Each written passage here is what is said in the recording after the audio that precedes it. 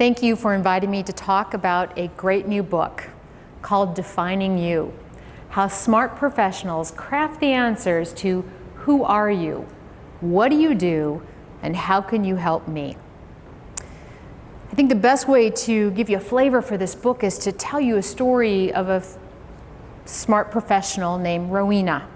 Rowena was in higher education, and I met her at Quinnipiac University in Connecticut, where she was the associate professor of economics and the co-founder of the Center for Women and Business. You see, Rowena had a passion for elevating women and female leadership in corporations, businesses, and organizations. Now, one day, Rowena gets this amazing phone call, and perhaps you have had a phone call like this. It's from an executive recruiter. Who knows how they got her name, but the executive recruiter is calling her with the possible job of being a dean of a school of business at a major university in upstate New York. Now, remind you, she was just an associate professor. Normally, you would have to become an assistant dean and then a dean and years in between. So this was like leapfrogging. And she started to really want that job. But the recruiter had to be pretty honest with her. Rowena, she said, you know, this really is a long shot. I mean, the other candidates, they have much more experience. They've done the deanships. I mean, but we like you. And you've come highly recommended, so we're going to give you a shot. So this started to build a little anxiety for Rowena. And not to mention, the recruiter also told her one other important piece of information, as hard as it was to hear. She said, you kind of look young for the job. What's this, like age bias, right? But go to LinkedIn, her LinkedIn profile, and what do you see when you take a look at this professional? You see someone who looks very young. And let's face it, for a woman, we're all trying to have that, but when you're trying to advance your career, sometimes looking young can get in your way. Now, there was another thing that was getting in her way. It was her inability to talk about herself, to position herself, to answer those interview questions. And that's when she called me, because Rowena wanted this dream job. So we sat in her kitchen table. Actually, it was her father-in-law's kitchen table. He was on vacation. It was a good meetup place. And we started practicing. And I would ask her questions that she is likely to receive in that job interview. And she added more words and more words and more words, and it wasn't happening. So we had to call a timeout.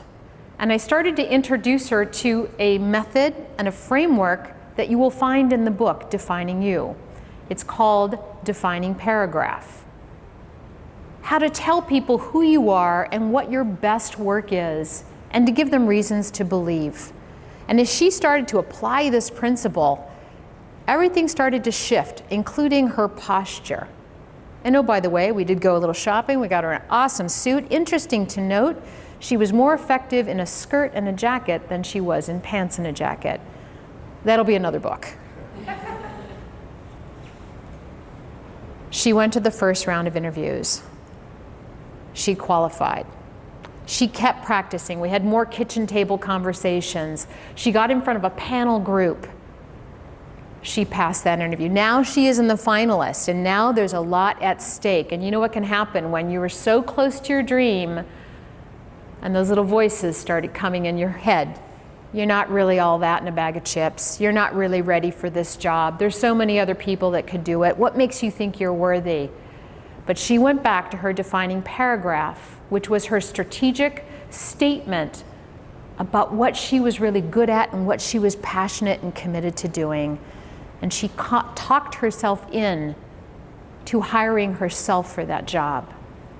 Rowena got that job, by the way. She is now the dean of the School of Business and Economics at SUNY Plattsburgh University. She is the 9th Hispanic American dean of a U.S. business school. And she was telling me just the other day, come on in, there's room for a lot more. Rowena is a model client for this work. And why is this important? I mean, maybe you already have your dream job, right? Or maybe you are gainfully employed and all is good. that if you don't understand and you can't articulate who you are and what you do and how you help people, you are going to put yourself in a cascade of confusion and chaos that you may never get out of. And I know that because I've personally created that confusion for myself for quite a few years when I started my own business. So defining you is really, I think of it as a blueprint for personal positioning. It gives you a way to understand who you are at a strategic level. And I'm not talking about all these crazy elevator pitch things. You know, who can be the most clever, who can have the greatest little jingle. And what ends up happening when you follow that route, you become unauthentically you. You become what they want to hear. And that's unsustainable.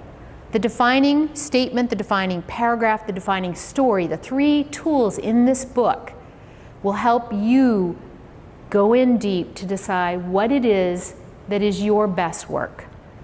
Who is your best client? And how to put that out in the world so that you can attract it. Because if you don't understand, nobody else will. This is your personal brand, and you cannot leave your personal brand to chance. Let me give you one more story. Actually a PhD. Her name is Jessica, and I was speaking to a friend to see if they knew someone who could speak on conflict management at this wonderful conference we're putting on in the spring called the Peace and Conflict Resolution Conference. So now I'm in the meeting planner chair and I'm trying to find the great speaker, and he says, Jessica, highly recommend her. So I go to her LinkedIn profile and I see a nice looking face. Okay, it looks young, but we won't hold it against her. But I don't see anything else in her profile. Her title under her name says some obscure thing. Her summary on her LinkedIn is like a resume. Like, where's this speaker that he was speaking so highly of? But because he recommended her, I thought I owe it to him to at least call her and vet this out. So I got her on the phone. And by golly, over a period of 15 minutes, if she didn't become the most interesting person, she would be the ideal speaker. She knew the topic, she had experience, and she told me that just 2 weeks ago she was doing some strategic planning for herself and she wanted to do more speaking and facilitating. Like, Jessica, why isn't that on your profile? That is what you are putting out to the world about who you are and the work you seek. Where is it? And she said, I could use some help there. So I sent her a copy of Defining You, and I said, if you're serious, I will work with you. You said yes to be at my conference. I will work with you to attract more of this work. And her story is in the book. And because she's so wicked smart and so fast and so motivated, her after positioning statement was on LinkedIn within 3 weeks. And now she's starting to attract more of that. Now, these are just 2 examples of 2 very qualified subject matter experts who are passionate about their work, but they weren't positioning themselves for success. And that's the work that we all need to do. Is it hard? Yes. Will it take time? Absolutely. Is it worth it? You bet.